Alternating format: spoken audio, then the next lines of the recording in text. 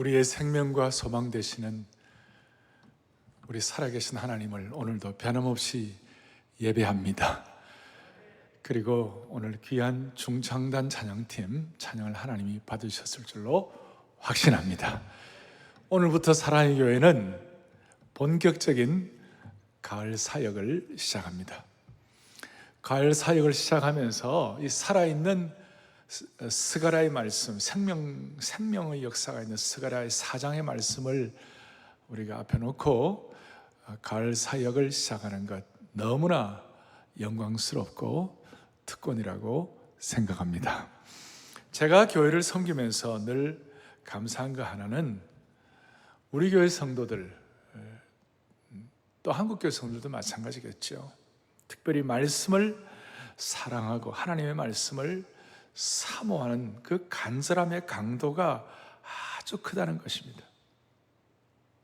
한국교회의 강점은 성도들이 말씀을 사랑하고 사모함의 강도가 큰 것입니다. 사슴물이 신의 물을 찾기에 갈급한 것 같이 사모한다는 거예요. 그래서 예레미야 선전의 예레미야 15장 16절에 뭐라고 말씀하는가 같이 보겠습니다.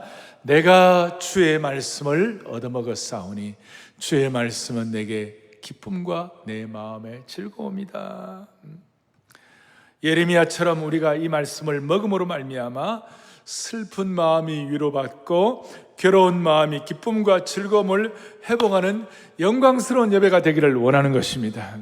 지금 온라인으로 들어오시는 모든 분들, 또 방송으로 듣는 모든 분들, 우리 공간을 초월해서 여러분들에게 지금 다 이렇게 다운로드 받으라고 한 설교 노트를 잘 준비하셔가지고 모두가 다 오늘 이 말씀 앞에서 우리에게 주시는 주님의 세미한 음성을 듣기를 원합니다.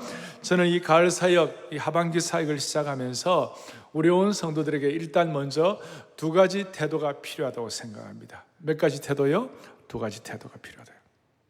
하나는 하나님의 말씀 자체에 대한 시각이 더 새로워지고 더 깊어져야 한다고 봅니다. 이게 무슨 뜻인가 하면 몇 년 전에 벼룩시장에서 우연히 산 3달러짜리, 3,000원짜리, 3불짜리 도자기 그릇이 알고 보니까 1000년 전 중국 송나라 시대에, 송나라 그 시대는 도자기가 아주 멋진 시대였거든요.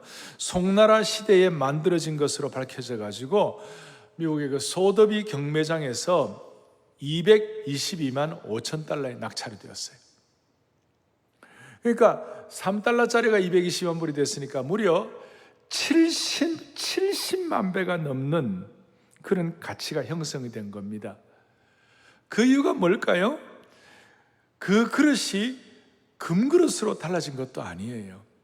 그릇에 질적인 변화, 화학적인 변화가 일어난 것도 없는데 한 가지 달라진 게 그 뭐냐면 그릇을 보는 눈이 달라지고 새로워지고 깊어진 것이. 3,000원의 그릇을 판 사람은 그 가치를 몰랐고 25억의 그릇을 산 사람은 그 가치를 알았기 때문에 그릇에 대한 가치를 보는 눈이 차이가 있는 거예요. 이걸 보면서 그 가치 있는 그릇을 3,000원에 판 사람은 너무 참 안타깝다 이렇게 생각할지 모르겠습니다만은 사실 우리가 매주마다 몇십억, 몇백억을 3,000원에 팔아버리는 그런 경우가 많아요. 그게 무슨 말이냐? 여러분, 하나님의 말씀은 창조주 하나님의 살아계신 하나님의 말씀인 줄로 확신합니다.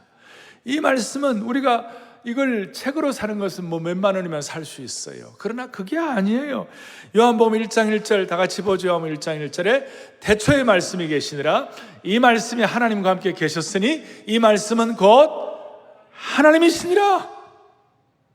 이 말씀으로 천지가 창조되었던 그 놀라운 사실, 감히 만져볼 수도 없고 쳐다볼 수도 없고 어떤 박물관도 담을 수 없는 엄청나게 귀한 보석, 이 66권의 말씀 보석이 우리 앞에 있는 것이에요. 우리는 수십억짜리 도자기를 3,000원에 팔아버린 자를 어리석다고 할 수 있을지 모르지만 사실 돈으로 계산할 수 없는 생명의 말씀을 등한시하고 무시하고 아무데나 던져두는 그리스도인들이 얼마나 많은지, 그런 사람들은 얼마나 어리석은지, 그런 어리석음을 우리가 그런 어리석은 자가 될 수 있다고 생각할진데 가슴이 그냥 아이고 하고 이제 막 그냥 겁나는 거예요. 사랑하는 성도 여러분, 오늘 온라인으로 들어오시는 모든 주의 권속들 여러분, 우리가 말씀을 사모하고 읽고 암송하고 가슴에 새기고 적용할 때 무슨 일이 벌어지는지 아세요? 제가 오늘 설교 노트에다가 또박또박 써놓았는데 한번 보세요. 거기 보면 말씀이 우리를 치유하는 것이에요. 말씀이 우리를 자유하게 하는 것이에요.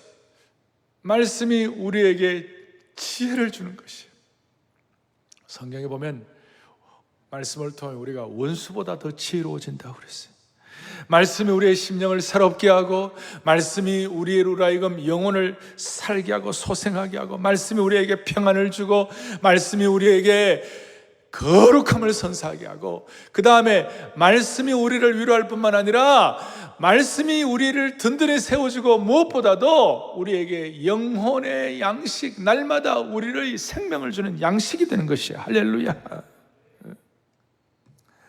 따라서 이 답답한 이 코로나 이 시대에 여러분, 정통 주류교회가 말씀의 능력이 아니면 우리가 살 수가 없는 것이에요. 하나님의 백성들이 말씀의 능력이 아니면 살아갈 수가 없어요. 그래서 우리 눈을 열어가지고 이 가을 사역 동안 우리가 눈을 새롭게 해가지고 눈의 안목의 깊이를 새롭게 해가지고 우리 3,000원짜리 가치의 눈으로 보지 말고 주의 놀랍고 신비한 보석 같은 말씀을 볼 수 있는 능력을 주시기를 바랍니다. 혹독한 경제적인 고난 속에서도 말씀의 능력으로 포기하지 말고 물러서지 말고 절망하지 말기를 바라는 것이에요. 다시 한번 얘기합니다. 정말 이 답답한 시대에 말씀의 능력이 아니고서 우리가 살아갈 수가 없는 줄로 믿으셔야 되는 것이에요. 두 번째로는 가을 사역을 앞에 놓고 우리의 정체성에 관한 문제예요. 나는 무엇인가? 나는 뭘 해야 하나? 참 우리 하나님의 역사는 구약시대 때는 하나님이 이스라엘이라는 민족을 선택해가지고 하나님께서 이스라엘 민족을 하나님의 심정을 이 땅에 선포하고 깨닫게 하는 소통의 도구로 만들으셨어요. 누구를요? 이스라엘을. 그래서 이스라엘을 뽑으시고 이스라엘 축복의 근원으로 만드시고 이스라엘을 제사장 나라로 만드셔가지고 소통의 도구로 삼으셨어요. 아브라함을 통해서도 그렇게 하고 이스라엘 백성들을 통해서 그렇게 하셨어요. 그래서 이스라엘이 역할 모델이 되게 하신 거예요. 제 얘기가 아니에요. 바울이 여기에 대해서 로마서 9장 4절에 뭐라고 말씀하는가 또박또박 보겠습니다. 그들은 이스라엘 사람이라 그들에게는 양자됨과 영광과 언약과 율법을 세우신 것과 예배와 약속들이 있고 그랬어요. 이스라엘 민족을 소통도구로 삼으셔가지고 이스라엘 민족에게 영광과 언약과 율법과 예배와 약속들을 주셨어요. 그래서 이스라엘 백성들이 그 정체성을 갖게 했어요. 그리고 이제 예수님께서 구약 이스라엘 백성들 이후에 예수님이 이 땅에 오셔가지고 새로운 소통도구를 만드셨어요. 그러니까 과거에는 육적인 이스라엘이었지만 새로운 영적인 이스라엘을 만들었어요. 그 영적인 이스라엘이 뭐냐? 새로운 공동체가 뭐냐? 오늘날 교회가 되는 것입니다. 이 교회는 유무형 교회예요. 오늘 우리 한국교회, 사랑의 교회 이런 공동체, 오늘 육적인 이스라엘 대신 영적인 새로운 이스라엘 공동체로 영적인 이스라엘을 만드신 그 공동체가 오늘 교회인데, 근데 이 교회가 무슨 자격이 있어 된 것이 아니에요.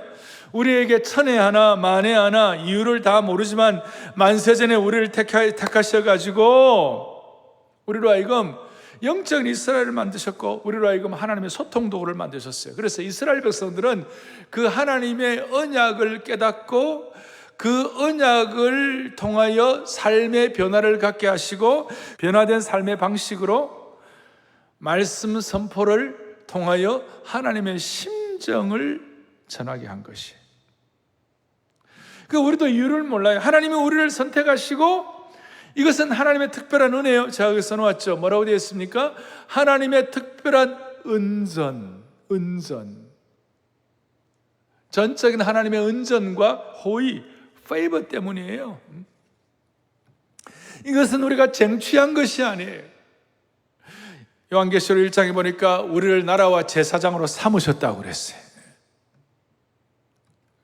그래서 우리는 이 가을 사역을 앞에 놓고 두 가지, 말씀에 대한 깊은 눈을 더 확인하게 하여 주십시오.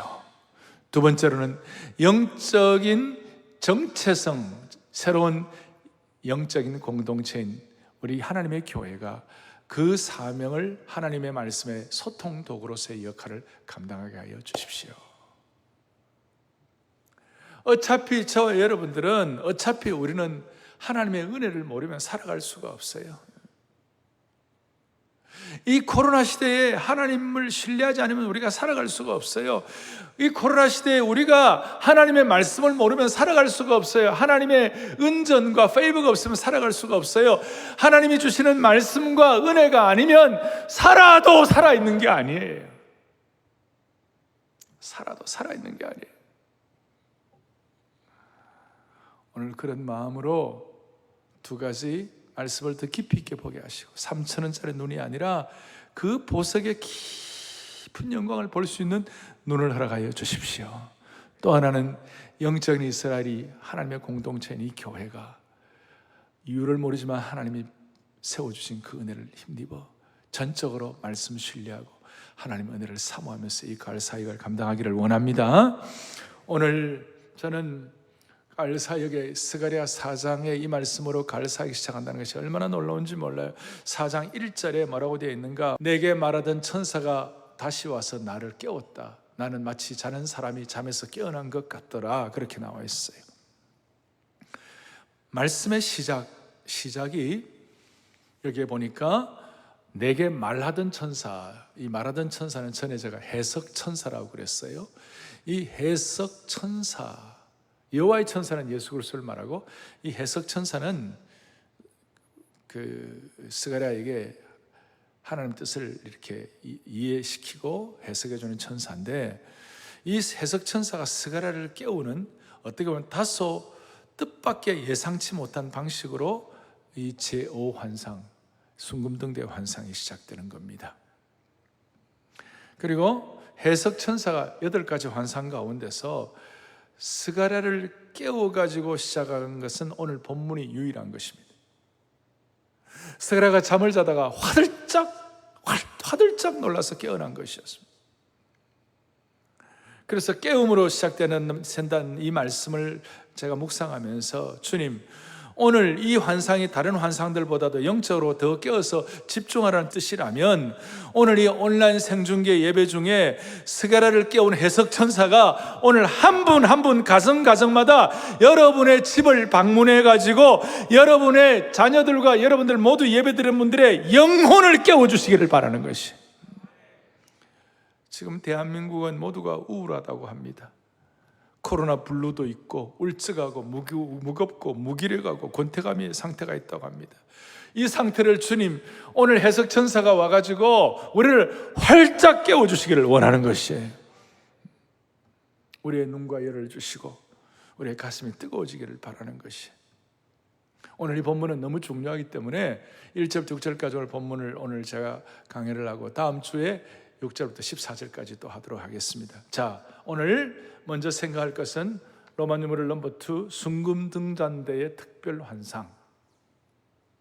2절, 3절에 보니까 스가랴가 자기가 본 환상을 말하는데 이 개역 개정판은 조금 어려워요. 그래서 제가 쉽게 설명한 현대인의 성경을 여러분들에게 다시 한번 확인하도록 하겠습니다. 현대인 성경 보니까 2절에 내가 보니 순금등대가 있고 그 꼭대기에는 주벌 하나가 있으며 또 그 등대에는 7 등잔이 있고 등대 꼭대기에서 7개의 관이 각 등잔으로 연결되어 있으며 그 등대 곁에는 2 감람나무가 있는데 하나는 주발 오른편에 있고 하나는 그 왼편에 있습니다.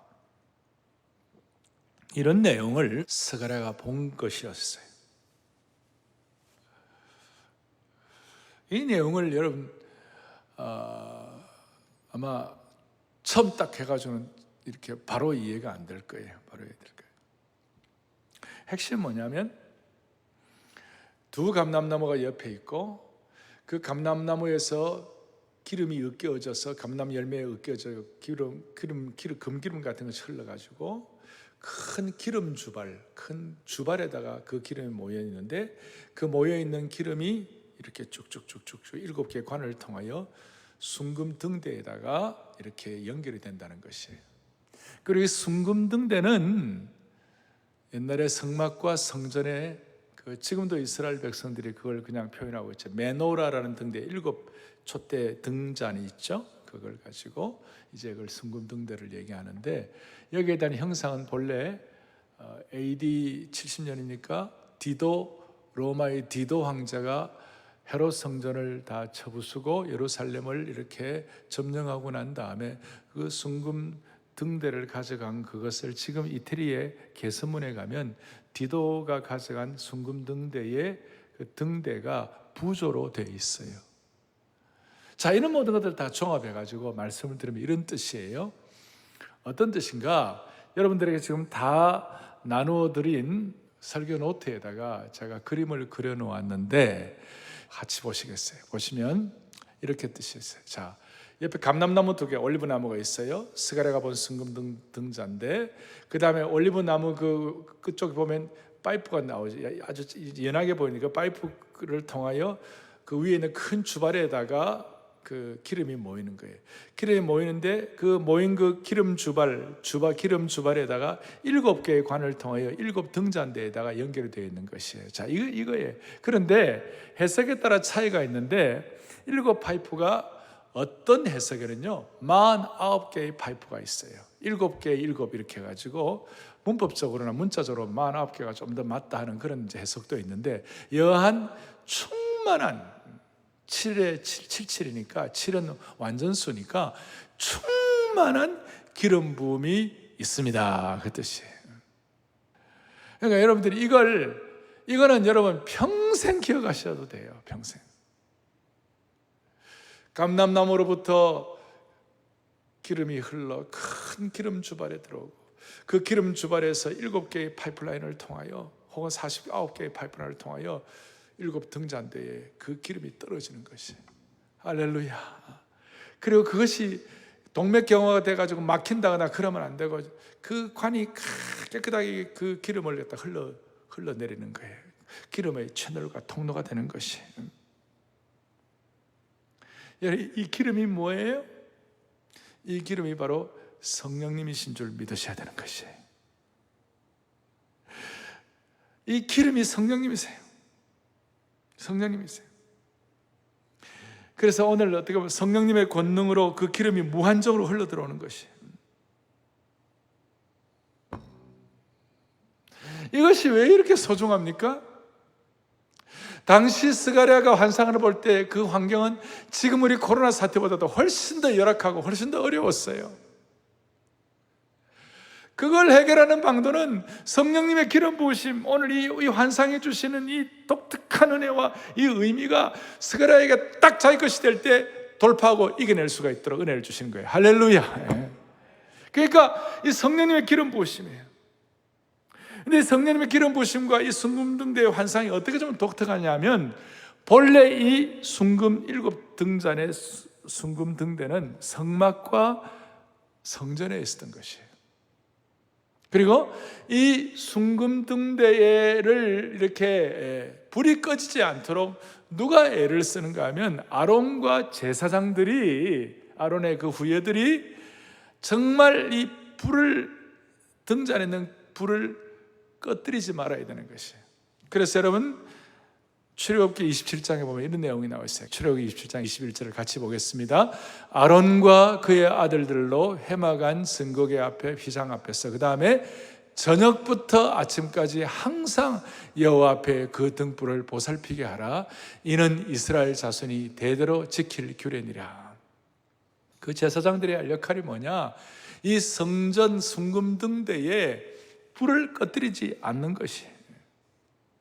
그러니까 인간 제사장들이 이 불을 꺼뜨리지 않으려고 죽을 똥 살 똥 이 등잔대를 간수하는 일을 책임을 진 거예요.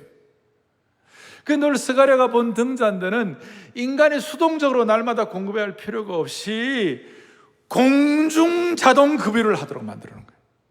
두 감람나무를 통하여. 그림 다시 한번 보여주세요. 공중 자동 급유. 할렐루야. 여러분 오늘 이걸 평생 기억하시면서 오늘 이 순금 등대의 등잔이 뭐냐, 이 순금 등대의 등잔이 뭐냐, 저것이 바로 뭐냐면 오늘날 7교회, 요한계시록 1장 20절에 보면 7 금초대는 7교회니라 그랬어요. 그래서 오늘 저 순금 등대가 뭐냐, 2학기 사역을 앞에 놓고 사랑의 교회는 이 순금 등대의 비전과 소명을 다시 한번 확인하기를 바라는 것이에요. 왜 이게 이렇게 중요한가? 과거에 이스라엘 백성들의 성막과 성전에 보면요, 거기는요 성막에는 커튼이 없었어요. 창문이 없었어요. 성전도 마찬가지고. 그러니까 어두운 빛이 들어오지 않는 것이에요. 그런데 순금 등대의 빛을 비춤으로 말미암아 그 어두운 부분이 환하게 밝게 되었어요. 순금 등대가 있으니까 그 어두운 부분이 소위 Bright Living Quarter, QUART요. 제가 써놓았죠. Bright Living Quarter. 그러니까 순금 등대가 비추는 것은 살아있는 구역이 되는 것이에요. 과거는 수동적으로 날마다 제사장이 공급하지만 자동 급유를 받는 오늘 이 시대는 구약에 거기에 나타난 성전 이런 모든 것들이 오늘 신약의 교회가 되는데, 눈에 보이는 유형교회는 한국교회, 사랑의 교회, 우리 개인교회, 또 이민교회 모든 교회들이 되는데, 이 교회들의 사명은 뭐냐 하면 순금 등대가 비추는 곳이 살아있는 구역, 브라이트 리빙 쿼터가 되듯이, 밝고 살아있는 구역이 되듯이 하나님의 백성들, 하나님의 교회가 있는 그 구역이 살아있는 밝은 구역이 되는 줄로 믿습니다. 그거예요. 그러니 한국교회가 무슨 코로나와 관계된 그런 곳이 아니고, 한국교회는 살아있는 하나님의 빛을 비추는 지역이 되는 것이에요. 오늘 이 마음, 이것을 여러분들의 마음속에 다짐을 해야 되는 것이에요. 이 학기에 우리에게 주신 소명, 사랑의 교회뿐만 아니라 한국교회 성도들, 사랑의 교회 순장님들, 그리고 사랑의 교회 모든 가정들이 그 자리가 밝고 살아있는 하나님의 구역이 되게 하여 주십시오. 어두운 곳에 순금등대가 가는 곳마다 밝아지는 것처럼, 그 당시는 수동이지만 지금은 자동급유로 살아계신 하나님의 말씀, 다시 아까 말씀드렸어요. 우리가 말씀 없이는, 우리가 성령의 역사를 신뢰하지 않으면 우리가 살아갈 수가 없어요. 아니, 살아있어도 살아있는 게 아니라니까요. 그런 차원에서 우리는 소망해야 하는 것입니다. 하나님, 우리가 가는 곳마다 살아있는 구역 되게 하여 주십시오. 이걸 예수님께서 우리 모두에게 사명을 주시기 위하여, 우리 주님 자체가, 나중에 순금등대가 예수 그리스도이신데, 이 주님 자체가 요한복음 8장 12절에 보면 나는 세상의 빛이라 그랬어요. 주님께서 나는 세상의 빛이라. 예수께서도 말씀하시되 나는 세상의 빛이다. 이게 어떤 상황인지 압니까? 간음한 여인이 완전히 거의 죽을 지경이 되고 완전히 죽음의 공포 앞에서, 수많은 사람들의 비웃음과 모욕과 수치 앞에서 엉망진창인 혼란스러운 그 상황에서 주님이 뭐냐? 나는 세상의 빛이다 그랬어요. 그리고 주님은 그 혼란스러운 고통, 그 모욕, 그 수치의 상황에서 나는 세상의 빛이라고 말씀하시고, 그 다음 뭐라고 말씀하셨는가? 마태복음 5장에 보면 나중에 마태가 깨닫고 나는 너희는 세상의 빛이라. 빛 대신 예수 그리스도를 통하여 우리가 세상의 빛의 사명을 감당해야 하는 줄로 믿습니다. 순금등대의 환상, 그러니까 그 등대가 가는 곳마다 살아있는 구역이 살아있는 장소가 되는 것처럼, 제가 교회를 개척하고 처음 교회를 지을 때에 그 처음 교회를 지은 건물이 뭐냐면 아주 그냥 냉동 창고를 개조를 해가지고 교회를 만들었어요. 근데 그 냉동 창고에 가보니까 뭐 온갖 지저분한 거, 뭐 더러운 것들, 이런 것들이 막 곳곳마다 놓여져 있고, 뭐 책들도 뭐 그냥 여러 막 퍼져 있는데 엉망이에요. 좋지 않은 책들도 많고. 그러니까 완전히 어두운 곳이죠. 세리토스라는 곳이었는데. 근데 그게 하나님의 교회로 그걸 바꾸게 되니까 그 장소가 살아있는 순금능대가 되어가지고 거기서 수많은 영혼들이 구원받고 새로워지고 은혜를 받고 사명을 갖고 그 지역 자체가 밝고 환하게 돼가지고 갑자기 부상하는 지역이 됐어요. 그리고 거기서 너무너무 사람들이 많아져서 더 큰 장소가 필요해가지고 또 에나임이라는 지역이 갖고 그 장소도 보려는 그냥 뭐 FBI가 와가지고 막 권총 연습하고 막 그냥 거기도 어두운 곳이었어요. 근데 거기도 교회가 들어가고 거기를 교회로 만들게 되니까 완전히 살아있는 곳이 됐어요. 가을 사역을 앞에 놓고 한국교회의 이 코로나 상황을 직면해서 모든 여러분 가정과 우리 모두가 다 브라이트 리빙 쿼터가 되기를 소망하는 것이에요. 살아있는 지역 되기를 원하는 것이에요. 제가 왜 이 말씀을 드리는가? 여러분, 세속 광풍이 몰아치는 이 세상, 또 사람들은 코로나 사태와 연결하여 수많은 사람들이 지금 교회를 오해하고 비판하는 사람들이 있어요. 그런데 주님은 우리에게 너희는 살아있는 순금등대야. 너희는 세상의 빛이야. 우리가 자격이 있어서 빛이 된 것이 아니고 주님이 선포해 주셨기 때문에 빛이 된 거예요. 그러니까 이 상황에서 우리가 돌파할 수 있는 건 뭐냐? 광풍이 몰아치는 세상에서 교회만이 리빙 쿼터 살아있는 구역이 되기를 원하는 것이에요. 사람들은 교회를 자기가 바라보는 시각 갖고 교회를 이해하는 것이에요.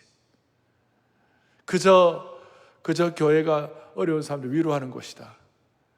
또 교회가 무슨 봉사기관이다. 뭐 이런 걸 생각하는 거예요. 그것도 우리가 교회를 하지만 진짜 교회의 참 사명은 죄악에 붙잡힌 영혼들을 피 묻은 십자가의 복음으로 구원하는 것이 교회예요.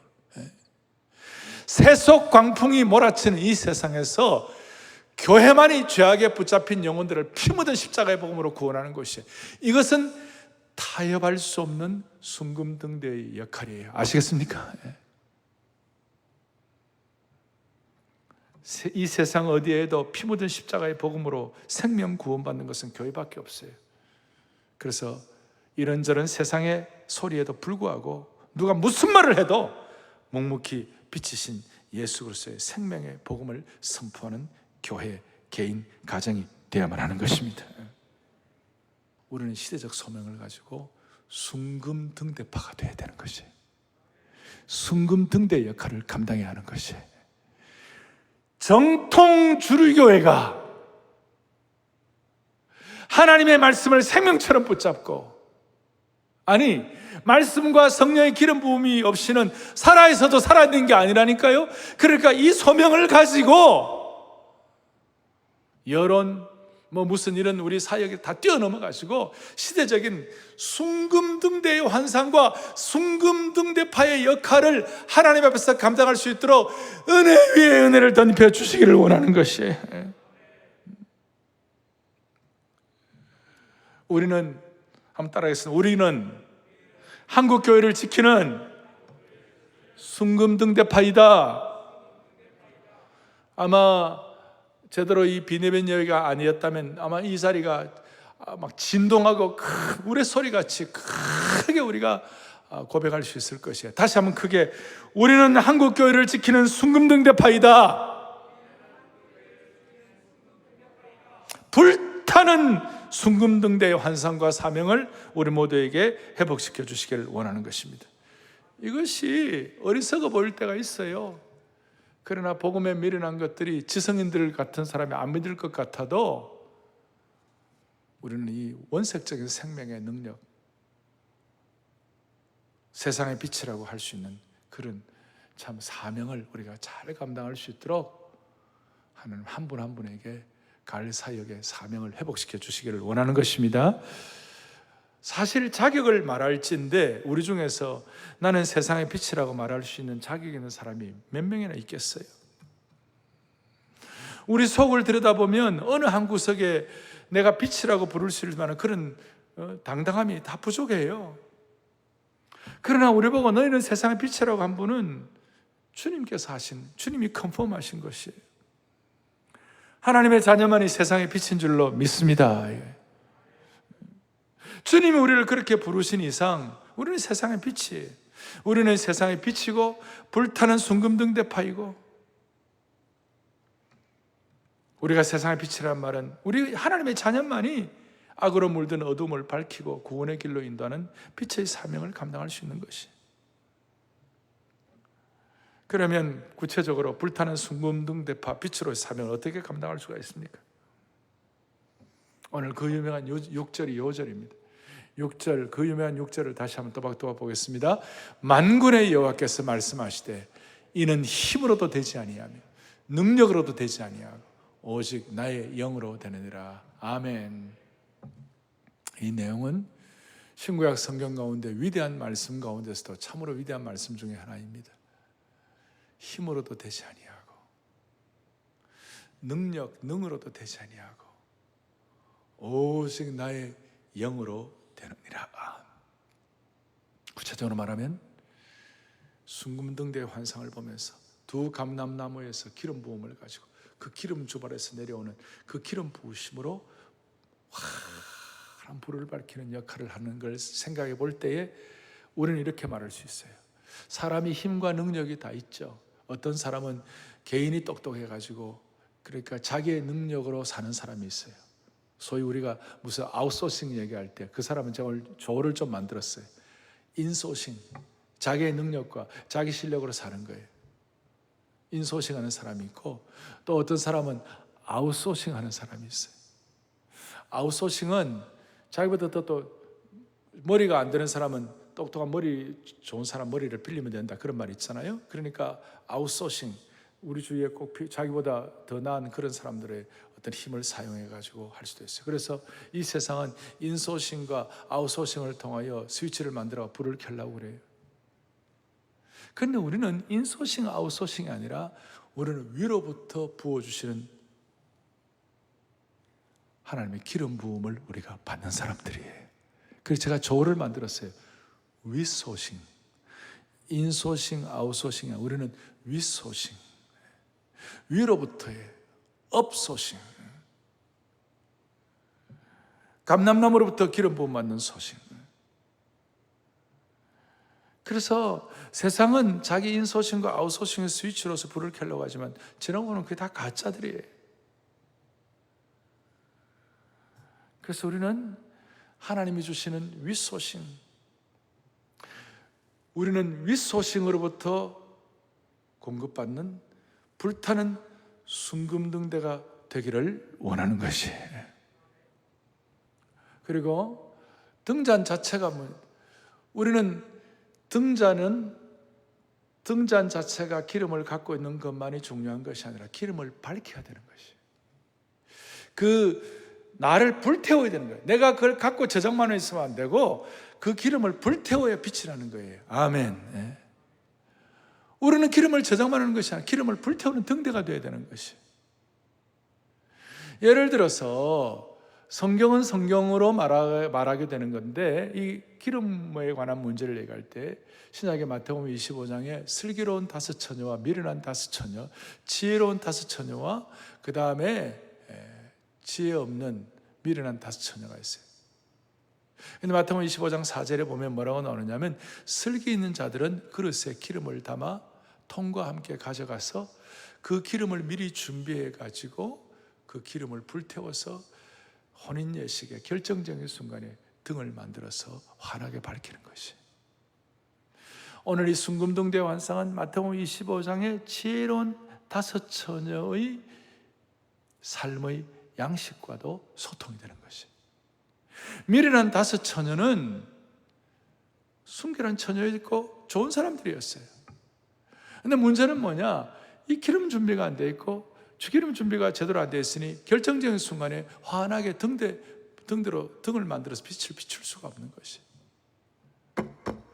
오늘 사랑의 교회 성도들과 가을 사역을 앞에 놓은 우리 모든 주의 백성들은 위로부터 부어주시는 윗소싱을 통하여 우리가 끊임없이 공급을 받아. 제가 다시 말씀드립니다. 말씀과 성령께 의존하지 않고서는 우리가 살아있어도 살아있는 게 아니라니까요. 그러니까 순간순간 성령께 의존하면서 말씀의 깊이에 눈을 열면서 윗소싱을 통하여 우리의 삶의 순금등대를, 우리의 삶의 등대를 환하게 밝힘으로 말미암아 내가 가는 곳마다 밝고 살아있는 구역이 되기를 원하는 것이에요. 말씀을 정리하십시다.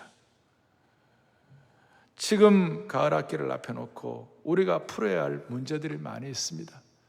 다음 주일에 제가 큰 산의 문제를 말씀을 드리겠습니다마는 우리 앞에 많은 온갖 것들이, 우리의 약점, 우리의 환경, 우리의 어려움들, 우리의 참 힘든 이런 모든 우리 이 상황들이 큰 산처럼 놓여 있어요. 여러분, 인소싱, 아웃소싱만 갖고 해결 안 됩니다. 우리는 다시 한번 두 감람나무로부터 부어주시는 윗소싱을 통하여 이 문제가 해결되기를 바라는 것이에요. 그러려면 우리가 해야 할 것이 있어요. 빛을 차단하는 것을 제거해야 돼요. 첫 번째, 차단막 제거예요. 차단막 제거라는 것은 빛을 가리는 것을 제거하는 것이. 아무리 밝은 빛이라도 가려져 있으면 빛이 뻗어나갈 수가 없는 거예요. 빛을 가리는 게 우리 죄악들이에요. 죄악의 차단막이에요. 계속 우리 같은 죄를 반복한다면 우리는 빛을 밝힐 수가 없어요. 순금등대 역할을 못해요. 또 하나는 깨어나야 돼요. 천사가 1절에서 깨운 것처럼 우리가 죄악의 잠에 빠져 있다면 우리가 깨어나야만 하는 것이에요. 사랑하는 교우들이 어두운 데서 죄를 반복하고 있다면 잠들어 있는 사람들인데 그거 깨어나야 하는 거예요. 그래서 하나님과의 영적인 교제가 끊어졌다면 잠들어 있는 거 깨어나야 되는 거예요. 교회 생활이나 예배나 교회의 영광에 대해서 태만하게 있다면 잠들어 있는 거예요. 그거 깨어나야 되는 거예요. 마음이 답답하고 소망이 없으면 잠들어 있는 거예요. 오늘 해석 천사가 스가랴에게 한 것처럼 우리를 툭 치고 우리를 확 깨워주시기를 바라는 것이에요. 그 깨어나고 각성해야 되는 거예요. 무엇으로부터 깨어나야 합니까? 나태한 잠에서 깨어나야 되고, 술 취하면서 깨어나야 되고, 유혹의 잠에서 깨어나야 되는 거예요. 생명의 빛을 비추기 위해. 그래서 우리는 앞으로 우리가 가는 곳마다 이 학기 가을 사역 동안 그 가정과 우리 개인 모두가 다 살아있는 리빙 쿼러가 되게 하여 주십시오. 빛으로, 말씀으로, 성령으로. 특별히 여러분, 주일 예배는 공동체가 기름 주발의 심지를 함께 연결하는 시간이에요. 7교원 49개의 관을 가지고 이 심지를 연결하는 시간이에요. 윗소싱을 하는 핵심적인 시간이에요. 그래서 이 주일 예배를 여러분 관람자나 그냥 눈으로 보는 것으로만 하지 말고 직접 체험하고 실제로 참여하고 나를 온전히 드리는 주일 예배가 되기를 바랍니다. 여러분, 제가 부탁합니다. 우리 회복될 때까지, 그게 뭐 일주일, 2주 될지 모르지만 회복될 때까지 온 성도들은 어떤 경우에도 우리 가을 사역의 모든 사역 하나하나를 우리가 작년에 정기적으로 사역했던 그 시간대에 딱 맞게 그대로 우리가 실천하면 좋겠어요. 우리 1부, 2부, 3부, 4부 그 시간, 3부 오시는 분들 3부, 4부 오시는 분들은 4부 오시는 분들 그 시간에 맞춰가지고 미리 전에 하던 것처럼 그대로 하시면 좋겠어요. 여러분, 그래야 살아있는 예배, 윗소싱을 제대로 받을 수가 있고 수동 공급 될지 안 될지 모르는 것이 아니라 위로부터 윗소싱의 자동 공급의 기름 부으심이 넘치게 되는 것입니다. 그거 받아야 됩니다. 여러분, 짜투리 시간 남아가지고 나중에 이제 예배를 이렇게 영상으로 되어 있는 거 나중에 다시 이렇게 복귀하지 말고 본방사수 아시겠어요? 네. 본방사수 하시면서 온라인 생중계 예배를 통하여 전에처럼 똑같은 시간에 여러분 모두가 다 위로부터 부어주시는 시공간을 초월하여 모니터를 관통하는 기름 부으심을 받아 누릴 수 있도록 은혜 위에 은혜를 덧입혀 주시기를 주님의 이름으로 축복합니다. 가슴에 손을 얹겠습니다. 하나님 아버지, 거룩한 습관을 만드는 것은 어렵지만 그 습관이 잘못되면 하루아침에 깨어질 수가 있습니다. 자비로우신 하나님, 감람나무로부터 기름 부음을 계속 공급하시는 그 하나님의 역사 앞에 우리의 마음을 열고 모두가 다 살아있는 순금등대의 역할을 감당하게 하여 주십시오. 이 세상의 복잡한 말과 어떤 평가보다도 위로부터 부어주신 성령의 금기름을 평생 공급받게 하여 주시옵소서. 스가랴처럼 말씀 앞에서 지금 깨우침 받게 하시고 잠자는 분이 있다면 벌떡 일어나게 하여 주옵소서. 모든 한국교회가 살아있는 빛의 공간 리빙 쿼터가 될 수 있도록 불쌍히 여겨주시기를 원하옵고 우리 주 예수 그리스도를 받들어 간절히 기도 올리옵나이다. 아멘.